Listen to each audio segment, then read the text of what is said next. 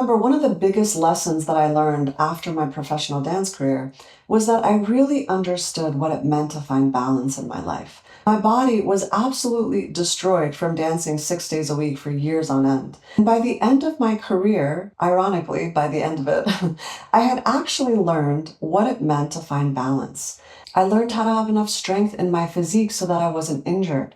I also learned how to eat properly so that I had more energy. There's nothing that feels better than finding balance in your life, because the more balance you have, the more effortless your life becomes. You get out of survival mode and things start to flow again in life. You start to see all of the opportunities that are around you. So in this video, I really want to talk about how important it is to find balance between your mental, physical, and spiritual life. I'm going to briefly discuss how we can implement some basic techniques and strategies so that you can find more balance in your life. I also want to say that if you're struggling with this, please reach out to me. It's not always easy for us to see our own blind spots. So find somebody that can help you, find somebody that can guide you, find somebody that can help you see how you can make these changes in an effortless way. But before I get into the video, if at any point you find that this video has helped you, please share it with other people so we can spread this message and help as many people as possible. Please like and comment because I love hearing from you and I love getting your feedback. Pottery, the basics. I recently started taking up pottery classes because I felt like I needed a little bit more balance in my life in regards to my creativity. But what I'm enjoying most of all is that there's so many incredible life lessons that one can learn from making pottery. So I thought I'd use this as a perfect analogy today to explain how to find balance in our life. So the first thing you do when you're making pottery is you're centering your clay onto this wheel so that as it spins, it's symmetrical. Now this is very similar to what needs to happen when we're finding balance. We need to center ourselves. And the lack of balance in our lives is what makes us feel off-centered. We feel lopsided. There's maybe too much emphasis in our lives on work or family and raising kids, or not having enough quality time for yourself to take care of yourself, to tend to your body, to have time to meditate or make any sort of time for physical exercise, or maybe eat good food and cook it yourself. When we gather ourselves, what we're doing is we're setting an intention as to how we want our life to look, what kind of structures we want to have and put in place. So it's really a time of focusing your attention inward. Another aspect of centering clay, once you've actually got it centered, is that you need to decide now what it is that you want to make. So how do you want to mold this clay? How do you want to shape it? What is it that you have in mind that you'd like to create?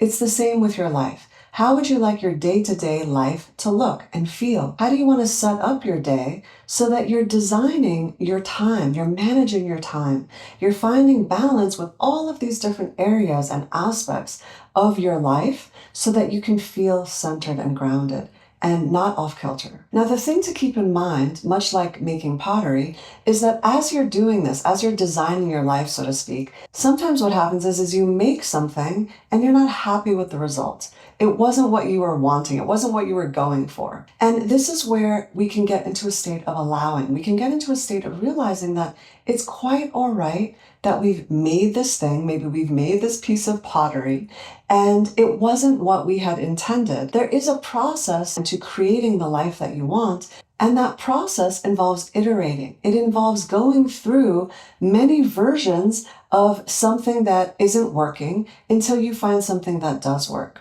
Another thing that I absolutely love about making pottery is that you must be paying attention fully to what it is that you're doing. And when we're restructuring our life, we need to take that same approach of focus, of really putting our full attention into understanding what needs to happen in order for us to manage our time better and find this balance in our lives. So if we're very mindful and we're very present when we're making these decisions about how we want to change certain things that aren't working in our life, we'll have so much more success. Balancing the mind. Finding balance in our mind is probably one of the most important aspects that we can focus on. And it's not always something that people focus on because it's much easier to grasp at maybe changing your diet or your physical activity or exercise or managing your time so that you can make time to have more self-care. But our mind is part of self-care. It's a huge part of what influences our outlook on life, our behaviors, our actions that we take, the way that we respond to life or react to life, the way that we deal with our emotions, all has to do with our mental state. So if we can find balance there first, then it's easier to find balance in all of the other areas in our life. One of the things that we can do to find more balance in our life on a mental level is to read something that's inspiring to us. Typically, I like to read sacred texts, scriptures, Vedic texts, the Bhagavad Gita, and you can find anything that speaks to you, that moves you, that feels inspiring. These are wonderful ways of stimulating your mind, of keeping your focus, your mental acuity sharp, and also feeling that you're connected to Source again, or God. Another huge part of finding your mental balance is meditating, because meditation will quiet the mind. This can be anything from breath awareness, which is really having to do more so with concentration and focus, but that's still an incredible thing to build. Or you can just focus on meditating on an aspect of God, or listen to a guided meditation. Whatever it is, you will be helping to calm the mind when you meditate. So meditation is key, and this should be done every single day. It's so important that we don't just meditate and then drop all of those feelings and go about our day as we typically would. We need to learn how to take all of the feelings of peace that we feel during meditation and apply that to all of the things that we do throughout the day.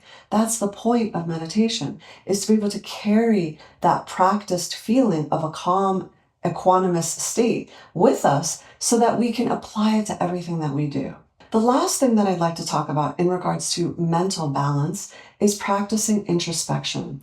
Introspection has been one of the most powerful tools in my life. If we're not actively taking a look at how things are going, at how we're behaving and how we're reacting or responding to life, then we're not going to have as much progress. It's going to be much harder to see all those blind spots and to really start to take action towards making change. The way that I implement this into my spiritual practice is I'll do it at the end of a meditation. Some of the most recent videos that I talked about, you'll hear me say that I ask God, what is it that you would like me to hear today? And that's my way of practicing introspection. It's my way of asking Source, what is it that I need to learn? Where do I need to be putting my focus today? What do I need to look at? What do I need to hear? And then it's getting into that receptive state so that you can receive that information. And sometimes I'll just stop right as I hear it in the middle of my meditation and write it down, or else I'll forget it. So it doesn't matter how you go about doing this, but I would highly recommend that you write it down. And it's really nice because you can look at it at the end of each week, and you can take a look at all of the things that you've realized throughout the week. And then you can look at it a month from now, a year from now. So it's really important that you capture this information somewhere and keep it so you can have a look at it again. Taking care of the body. While we're here having this human experience, I find that it's extremely important that we take care of the body, because if your body is not feeling well, it's going to be really difficult for you to have a spiritual practice, for you to even really focus on God or finding God. And what I've really found interesting as of late is that I've actually started to lift weights, which is so contrary to what most spiritual people do. I think that most people think when you're spiritual, that lifting weights is actually counter to being a spiritual person because it implies that you have so much body consciousness. There are a few interesting things that are happening as I'm lifting weights. One of the things that happens is that I'm strengthening my willpower. And that's an incredibly important thing to strengthen because our willpower is directly tied to our intuitive abilities. And Yogananda talks about this quite a bit. He says, do anything that strengthens your willpower. Meditation is one of those things. He has a series of energization exercises, which I also practice twice a day, and those really strengthen your willpower. But I find that lifting weights do too, because anything that is going to build that grit and that resilience that is creating this ability within you to say, I get to decide what this body is going to do. And that's building your willpower. So it's this real mind over matter sort of thing that happens. And another interesting aspect of lifting weights is that as I'm lifting weights, I'm so present. Not only am I making sure that I'm counting the number of reps so that I don't forget what count I'm on, but it's really bringing me into my body and bringing me into the present moment. This has been a really new experience for me because most of the practices that I have done physically have been less strengthening, and feeling strong feels very empowering. And of course, doing any sort of resistance training has a plethora of benefits, and most people will agree that that's the case. It's so important that we move our bodies because as we move them more, we actually have more energy. And the more body awareness you have, the more awareness you'll be able to have around the subtleties of your body. You'll be able to sense when things are off. You'll be able to sense where you're storing certain emotional energies. So it's fantastic on so many fronts to move your body. Another really important aspect of moving the body is that it moves stagnant energy. So any old energy that's really been locked or trapped in our body, maybe some old emotions or old conditioning or trauma, when we move our body in a rigorous way so that we're actually sweating and our heart is pumping, then those deeper emotions can start to move out of us much more quickly. Making time for source.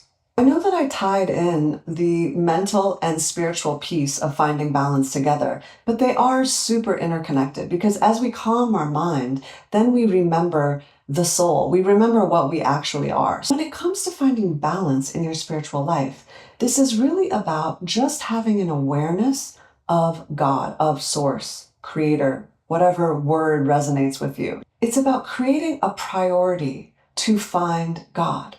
Now, again, God, as most of you know, to me, has nothing to do with a person, any sort of form.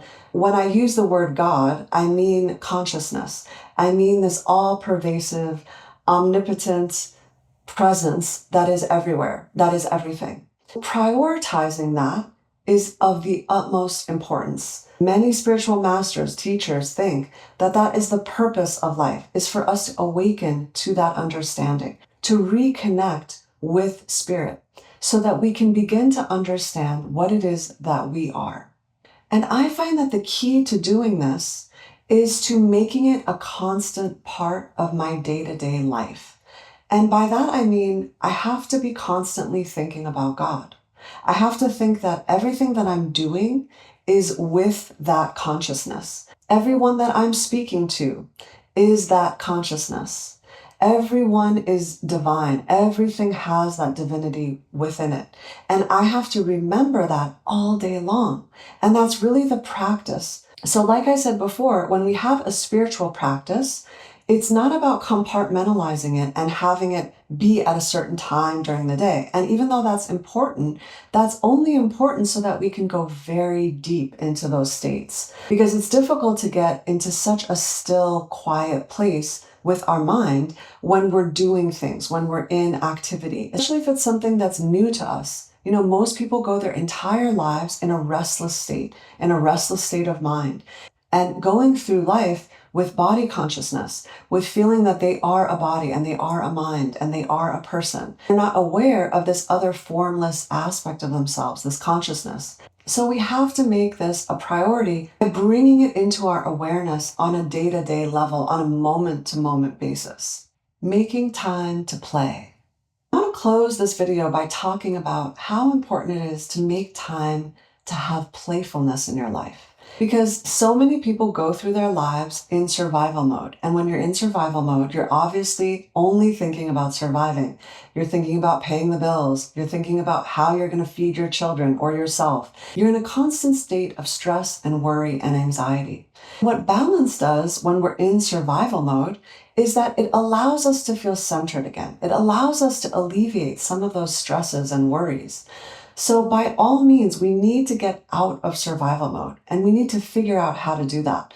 Now, I am here as a resource. I can help you find that balance between your mental, physical, and spiritual existence. Because it's not always easy to find that on your own. So if you're having trouble with this, please email me. I've left my email in the description box below. Let me help you find balance.